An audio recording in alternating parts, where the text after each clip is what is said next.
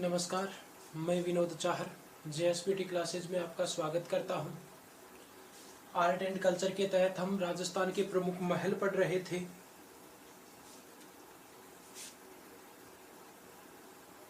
राजस्थान के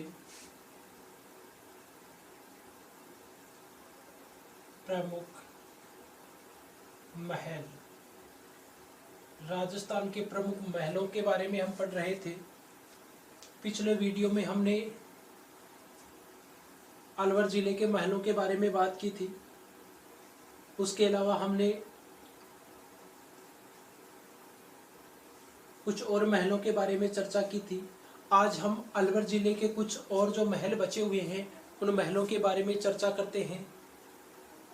पिछले वीडियो में हमने एक थंबा महल के बारे में बात की थी, एक थंबिया महल के बारे में बात की थी। उसके अलावा हमने सिलीसेड महल के बारे में बात की थी। उसके अलावा हमने विजय मंदिर पैलेस के बारे में बात की थी। तो 4 महलों के बारे में पिछले वीडियो में हमने पढ़ा था। आज हम कुछ और महत्वपूर्ण जो महल हैं उनके बारे में चर्चा करते हैं, उनके बारे में पढ़ते हैं। तो देखिए, सबसे पहले हम बात करते हैं सिटी पैलेस की। आज अपना जो पहला महल होगा वो होगा सिटी पैलेस। आज हम चर्चा करेंगे वो करेंगे सिटी पैलेस महल की। सिटी पैलेस महल है, ये कहाँ है? तो देखिए, ये सिटी पैलेस महल है, ये अलवर जिले में है। सिटी पैलेस महल है, ये किस जिले में है? तो सिटी पैलेस महल है, ये अलवर जिले में है। और इस महल के निर्माण की बात करें इस महल के निर्माण की, तो इस महल का निर्माण है, वो महल का निर्माण महाराजा विनय सिंह के द्वारा करवाया गया था। और कब करवाया गया? तो 1776 ईस्वी में। इस महल का निर्माण, सिटी पैलेस जो महल है, इस महल का निर्माण कब हुआ था? तो 1776 में इस महल का निर्माण हुआ था। और किसके द्वारा करवाया गया था? यानी हम कह सकते हैं कि इसका निर्माणकर्ता कौन था? तो इसका निर्माणकर्ता था महाराणा विनय सिंह। महाराणा विनय सिंह ने 1776 में इस महल का निर्माण करवाया था। महाराणा विनय सिंह इस महल का निर्माण करता है, 1776 में हुआ था। बात करें तो देखिए, ये सिटी महल पैलेस है, ये अपने मूल रूप में कैसा था? इसके मूल रूप की बात करें तो देखिए, ये एक भिन्न इमारतों का समूह है। कैसा है? भिन्न इमारतों का समूह है। यानी बात करें तो ये ऐसा नहीं है कि एक ही जगह पर है, एक ही महल बना हुआ है, बल्कि कई इमारतें हैं, अलग अलग इमारतें हैं। और उन इमारतों के समूह को क्या कहा जाता है? सिटी पैलेस कहा जाता है। उन इमारतों के समूह को ही, पूरे समूह को, जो भिन्न भिन्न इमारतें हैं, उनको किस नाम से जाना जाता है? तो सिटी पैलेस के नाम से जाना जाता है। और ये एक पहाड़ी की तलहटी में बना हुआ है। कहां पर बना हुआ है? तो पहाड़ी की तलहटी, अलवर जिले में पहाड़ी की तलहटी में ये महल बना हुआ है। कौन सा महल है? City palace. पहाड़ी की तलहटी में बना हुआ है। और यहीं एक तालाब है, यहीं पर एक तालाब है। और इस तालाब का क्या नाम है? सागर तालाब है। उस तालाब का क्या नाम है? सागर तालाब। यानी एक पहाड़ी के तलहटी में सागर नामक तालाब के पास में ये सिटी पैलेस बना हुआ है, जो भिन्न इमारतों का समूह है। और इसका निर्माण 1776 ईस्वी में महाराणा विनय सिंह ने करवाया था। देखिए, आगे इसकी बात करें तो इसकी शैली की बात करें कि इसकी शैली कैसी है। बात करें इसकी शैली कैसी है, तो देखिए, इसकी शैली है वो मुगल और राजपूत। यानी इस समय मुगलों का लगभग क्षेत्रों पर साम्राज्य था। महाराणा विनय सिंह राजपूत थे, तो मुगल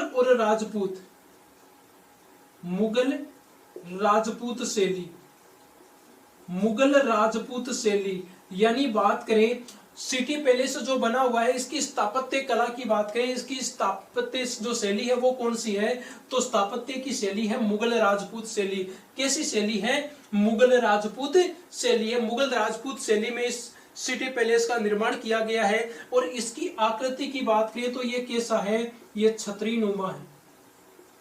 इसकी आकृति कैसी है, इसकी आकृति की बात करें तो इसकी आकृति छतरी नुमा है।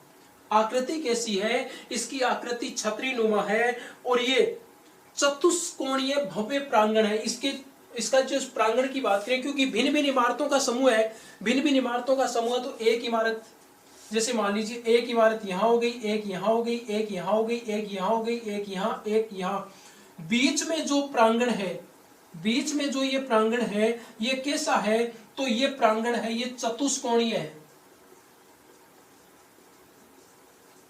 यानी इसका प्रांगण कैसा है, तो चतुष्कोणीय प्रांगण है और ये भव्य प्रांगण है। यानी अलग अलग इमारतों का समूह है। बात यहां पर हुई है इमारतों का समूह है, भिन्न भिन्न इमारतों का। जैसे एक इमारत यहाँ हो गई, एक यहाँ हो गई, एक यहाँ, एक यहाँ, एक यहाँ, एक यहाँ हो गई, एक यहाँ हो गई, एक यहाँ हो गई, तो बीच में अब देखिए ये चतुष्कोणीय रूप में ही बनी हुई है। ये चतुष्कोणीय रूप में है, तभी तो इसके बीच का जो प्रांगण है वो कैसा होगा, चतुष्कोणीय होगा। तो ये इसकी सबसे बड़ी विशेषता है कि इसका प्रांगण कैसा है, इसका प्रांगण चतुष्कोणीय है और भव्य विशाल प्रांगण है, बड़ा प्रांगण है, आकृति छतरीनुमा है। बात करें शैली की तो मुगल राजपूत शैली है। निर्माण 1776 में हुआ और किसने करवाया, तो अलवर के शासक महाराणा विनय सिंह ने इसका निर्माण करवाया था। तो ये थी सिटी पैलेस के बारे में जानकारी। आगे हम अलवर के ही एक और महत्वपूर्ण महल के बारे में चर्चा करते हैं। अलवर जिले के ही एक और महत्वपूर्ण महल के बारे में चर्चा करते हैं और उस महल का नाम है सरिस्का पैलेस।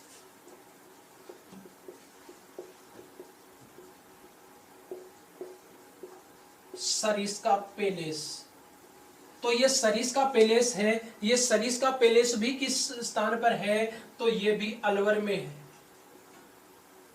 और अलवर में कहां पर है, जो सरिस्का अभ्यारण्य है, अलवर में जो सरिस्का अभ्यारण्य है उस अभ्यारण्य में ये है। अलवर जिले में जो सरिस्का अभ्यारण्य है उस सरिस्का अभ्यारण्य में ये सरिस्का पैलेस बना हुआ है। बात करें इसके निर्माण की, तो इसका निर्माण कब करवाया गया, तो इसका निर्माण है वो 1918 ईस्वी में करवाया गया था। बात करें इस सरिस्का पैलेस के निर्माण की, तो इसका निर्माण कब हुआ, तो निर्माण 1918 ईस्वी में हुआ। और निर्माणकर्ता कौन थे, किसने करवाया, तो महाराणा जयसिंह है। महाराणा जयसिंह है अलवर के शासक महाराणा जयसिंह ने 1918 ईस्वी में इसका निर्माण करवाया था, सरिस्का पैलेस का। ये सरिस्का पैलेस है, ये कहां पर है, तो सरिस्का अभ्यारण्य में है। सरिस्का अभ्यारण्य में है। और वर्तमान समय में जो पर्यटक आते हैं यहाँ पर, जो पर्यटक आते हैं उनके आकर्षण का सबसे बड़ा केंद्र है ये सरिस्का पैलेस। सरिस्का अभ्यारण्य में आने वाले जो पर्यटक हैं उनके आकर्षण का सबसे बड़ा केंद्र कौन सा है, सरिस्का पैलेस है। ये सरिस्का पैलेस सबसे बड़ा आकर्षण का केंद्र है। और देखिए वर्तमान में यहाँ पर होटल संचालित है। जो सरिस्का पैलेस है, इस सरिस्का पैलेस को वर्तमान में क्या बना दिया गया है, तो वर्तमान में होटल बना दिया गया है। वर्तमान में क्या बना दिया गया है, इसे होटल बना दिया गया है। और बात करें इसका निर्माण किस उद्देश्य से किया गया था, निर्माण का उद्देश्य क्या था, तो देखिए निर्माण का उद्देश्य था एक अंग्रेज जिसका नाम था Duke of Edinburgh. Duke of Edinburgh अंग्रेज था और इस अंग्रेज ने यहां की यात्रा की थी। क्या किया था, यात्रा की थी। किसने की थी, ड्यूक ऑफ एडिनबर्ग ने यात्रा की थी। और उनकी यात्रा के लिए ही क्या किया गया था, इस महल का निर्माण किया गया था, सरिस्का पैलेस का निर्माण किया गया था।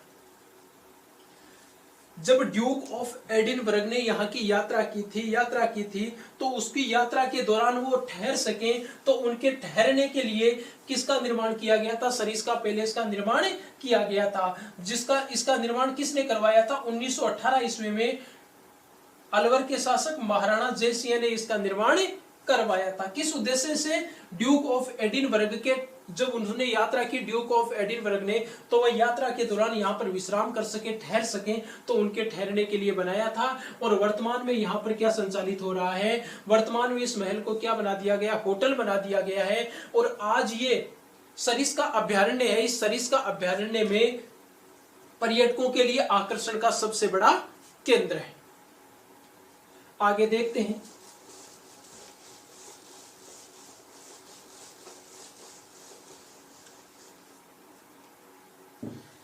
अलवर का ही एक और महल है जिसके बारे में हम चर्चा करते हैं, विनय विलास महल, जिसका क्या नाम है?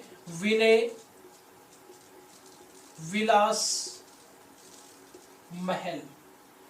विनय विलास महल, विनय विलास महल के बारे में हम चर्चा करते हैं।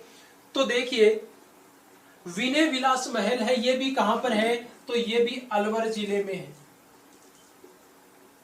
विनय विलास महल कहां पर है? तो विनय विलास महल अलवर में है। और बात करें इसके निर्माण की, तो इसका निर्माण किसने करवाया था? तो महाराणा विनय सिंह ने। निर्माण किसने करवाया? महाराणा विनय सिंह। महाराणा विनय सिंह ने इसका निर्माण करवाया था। महाराणा विनय सिंह ने इसका निर्माण करवाया। और महाराणा विनय सिंह ने इस महल का निर्माण करवाया। इसके पीछे उद्देश्य क्या था? किस उद्देश्य से इसका निर्माण करवाया? तो राज परिवार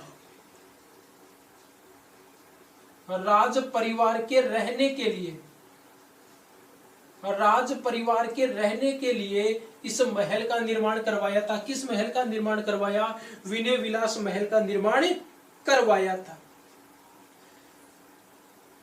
इस विनय विलास महल में भी वर्तमान में होटल संचालित है। वर्तमान में क्या है? वर्तमान में इसको क्या बना दिया गया? इसके एक भाग को, विनय विलास महल के एक भाग को क्या कर दिया गया है? वर्तमान में होटल बना दिया गया। इसके एक भाग को क्या बना दिया गया है? तो इसके एक भाग को वर्तमान में होटल बना दिया गया है। और उस होटल के नाम की बात करें तो होटल का नाम है टाइगर डेस होटल। होटल कौन सी है? टाइगर डेस होटल। वर्तमान में यहां पर एक होटल संचालित हो रहा है। इसके एक भाग में, विनय विलास महल के एक भाग में होटल संचालित हो रहा है वर्तमान में, जिसका नाम है टाइगर डेस होटल। ये जो महल है, इस महल की सबसे बड़ी विशेषता की बात करें तो वो विशेषता क्या है? विशेषता ये है कि इस महल में सर्वाधिक गणिकाओं के चित्र बने हुए हैं। सर्वाधिक गणिकाओं के।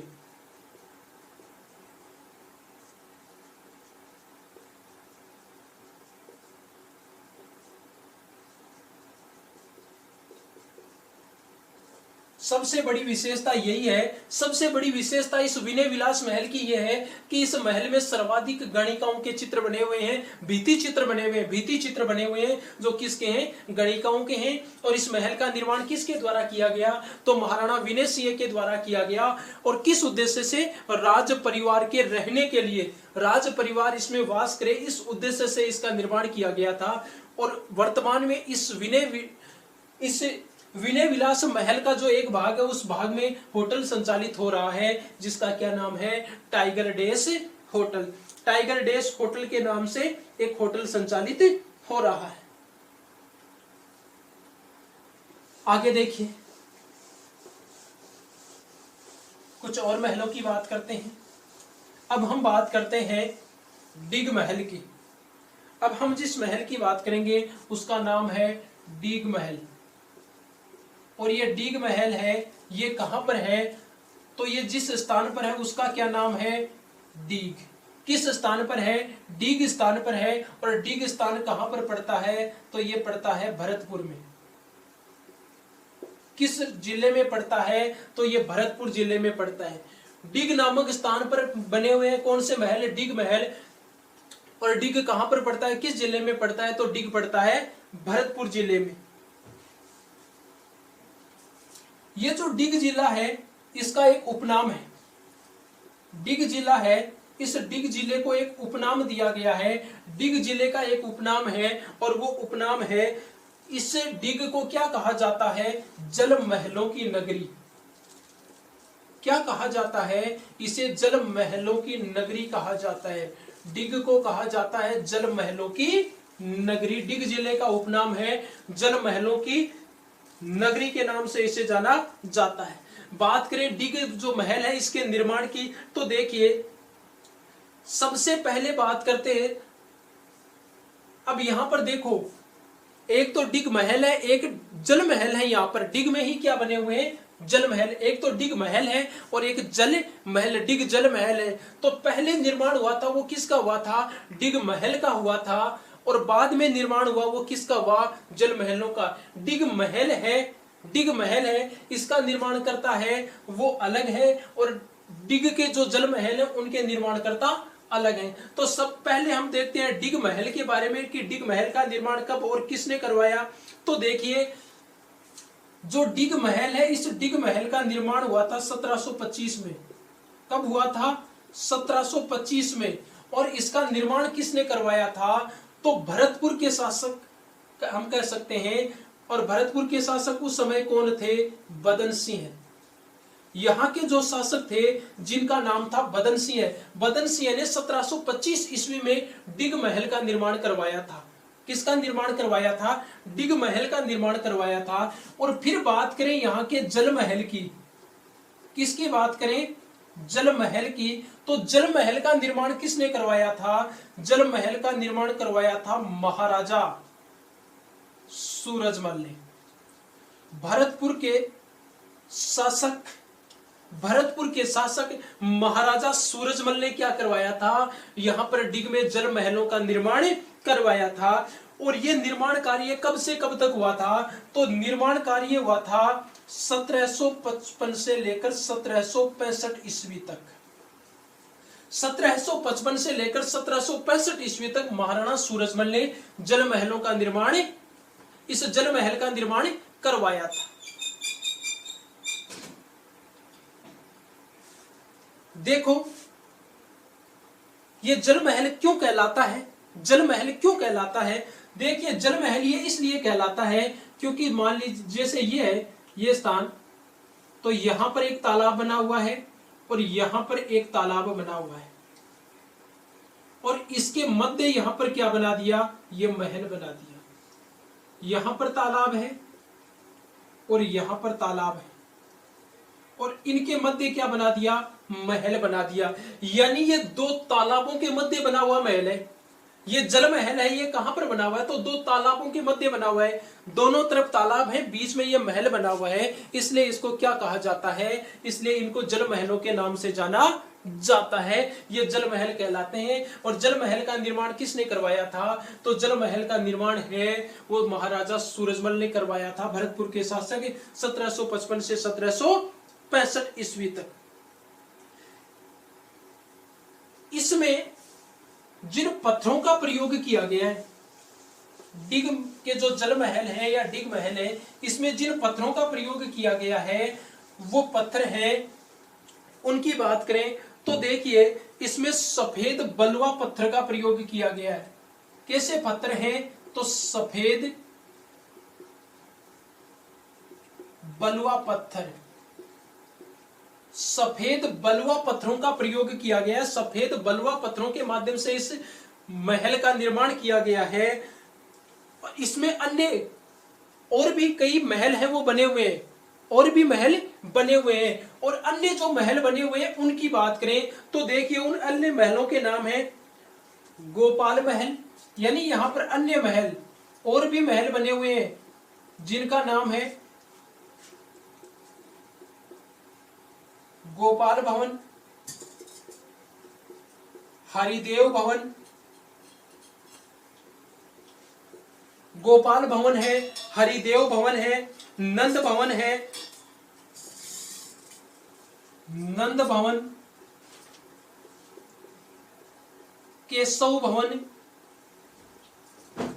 और एक और भवन है जिसका नाम है श्रावण भादो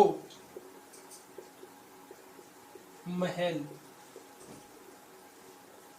अन्य महल बने हुए हैं वो गोपाल भवन है, गोपाल भवन है, गोपाल भवन है, हरिदेव भवन है, नंद भवन है, केशव भवन है और श्रावण भादो महल है। ये इसमें अन्य बने हुए हैं। और ये जो गोपाल भवन है, ये जो गोपाल भवन है, ये गोपाल महल है, ये गोपाल महल है, ये सबसे भव्य महल है।